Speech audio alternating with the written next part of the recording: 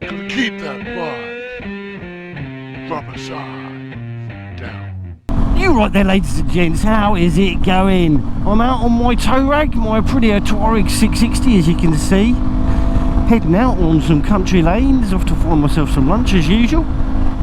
And yeah, I recently bought a new crash helmet. I've already done a video on this that went straight to Facebook. It's an HJC V10. Basically, the one I did straight to Facebook was just making sure that I got my camera angles right and microphone was working and all that sort of stuff.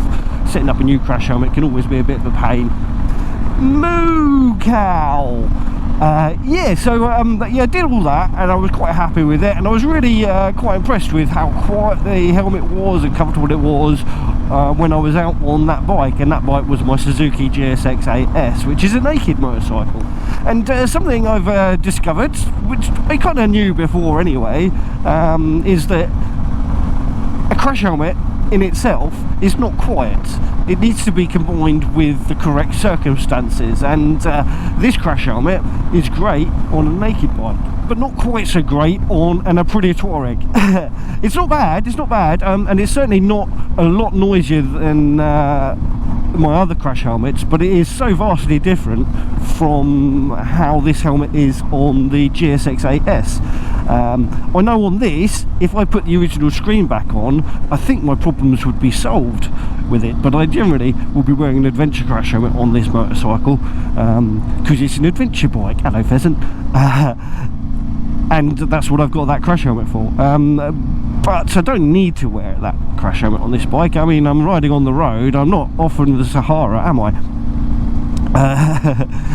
But anyway, yeah, it just I thought it was an interesting observation, because you get on the forums and the Facebook groups people saying, oh, recommend me a crash helmet and all that sort of stuff, and you can't. One, because you don't know what shape and size their head is, and every single crash helmet manufacturer seems to make them slightly differently. I've discovered I am much more an HJC head shape than I am an Arai or a Shoei head shape, and I used to think I was an Arai head shape.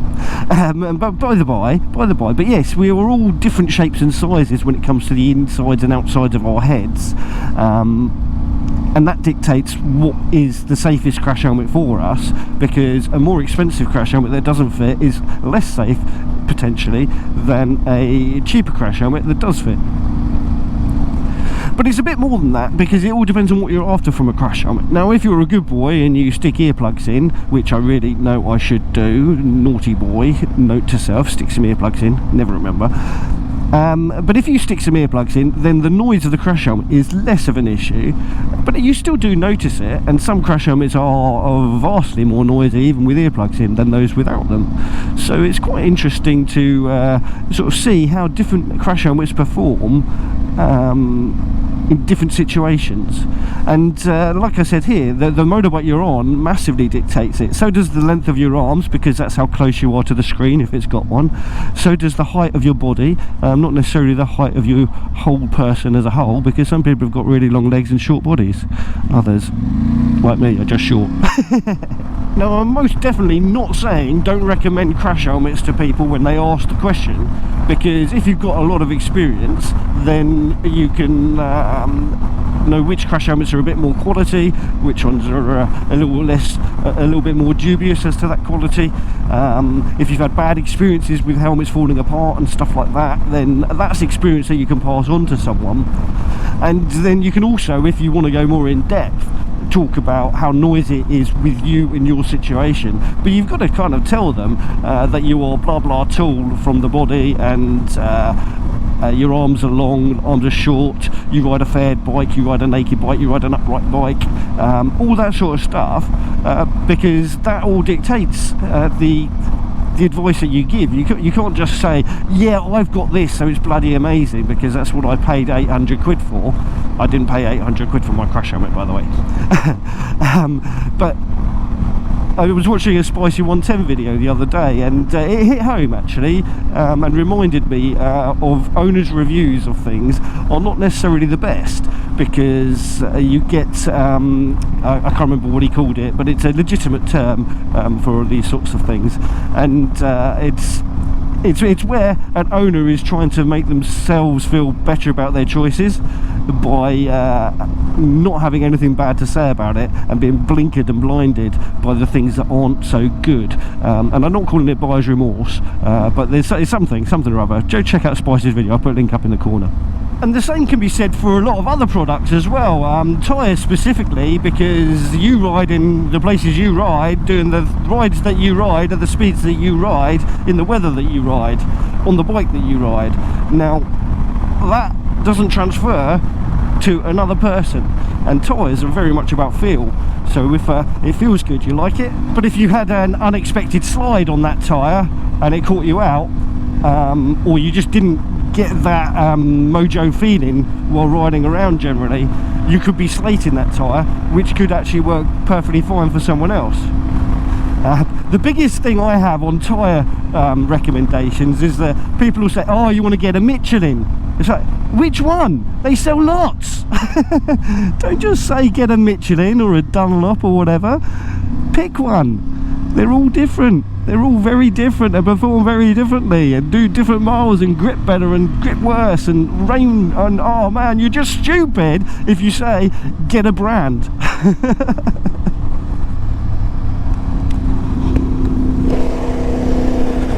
Oh, I've not been down this part of Littlehampton for a while. I do love the river here. I spent so much time here in my childhood. Now where we're going, I've been down recently, but I just don't come at it from this direction normally. So yeah, this is it's quite nice seeing the old stomping ground and all that sort of stuff. It's not that it's a bad ride coming from this direction, but there's a lot of dual carriageway stuff, and I find that quite boring. But then going the other way, it's not all perfect either. So it's all swings and roundabouts, isn't it? To get to a nice location, sometimes you have to go through some rubbish roads. I recently switched to my summer gloves for a few rides, but I looked out the window today and I was like, no, not today. And although it's not cold, it's certainly cold enough to wear my intermediate winter gloves. Yeah, come on, spring, sort yourself out.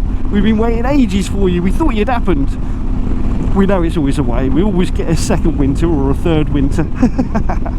Cool car, Dutton Reef, nice. There's always some interesting vehicles around here. It's not like it's an affluent place particularly, but there's normally some cool cars. And when I say cool, I mean things like amphibious vehicles and stuff, yeah.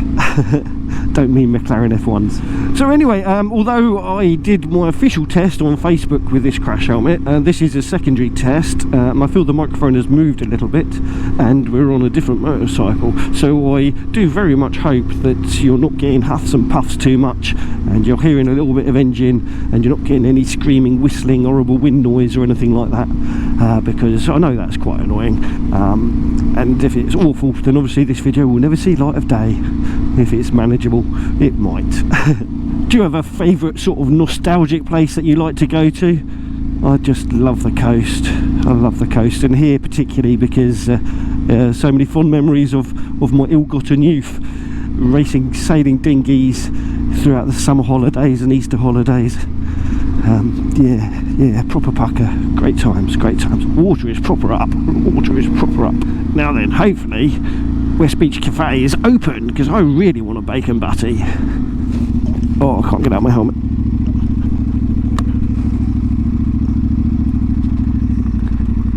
It looks like it's open. Says it's open. Come, backwards you go. There we go, lovely jubbly.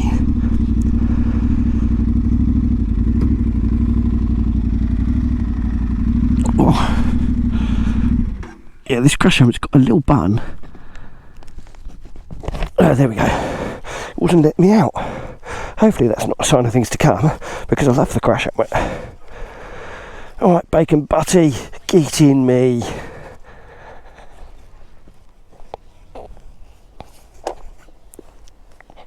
Slack water. I love it here. It's really dodgy water though, that is. Really strong currents here. Right, food and tea. Yum yum. Let's find some.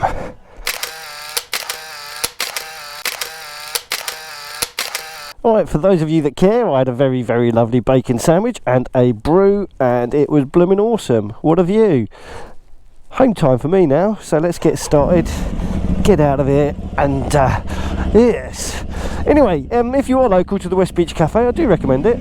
It's quite charming, and they do proper bacon sandwiches. Awesome. None of that pretentious brioche bun rubbish. Right, okay, so if you haven't done so already, please click that subscribe button. If you like the video, give it a big old thumbs up, and if you didn't, you can always give it a little thumbs down. I don't mind at all, but please do drop in a comment down below. Right, you ride safe, take care, and I shall catch you all in the next one. Bye bye for now. The thing that's stopping the wheels coming up on this is the traction control. It's like a wheelie control on it. And that's why I can't wheelie this. I'm sure of it. I'm sure of it. Not that I would do that, Ossifer. Bye! Gotta keep that bike. Rubber side down. You know, you gotta keep that bike. Rubber side down.